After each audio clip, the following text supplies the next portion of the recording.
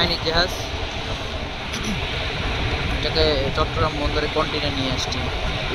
পুরো জাহাজে কন্টেনার নেই, খালি আছে।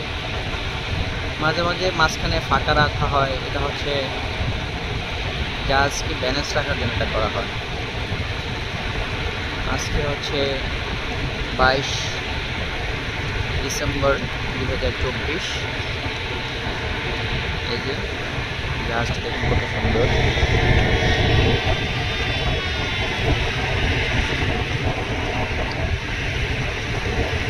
এটাকে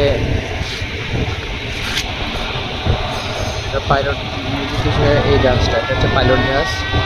এই জাহাজটা সাধারণত বন্দর থেকে বের করা এবং বন্দরে নিয়ে আসার জন্য এই জাহাজটা ব্যবহার করা হয়। এটা একটা পাইলট জাহাজ। এটা হচ্ছে কন্টেনার জাহাজ, এই যে কন্টেনার নিয়ে আসছে, বন্দরে ঢুকছে এখন।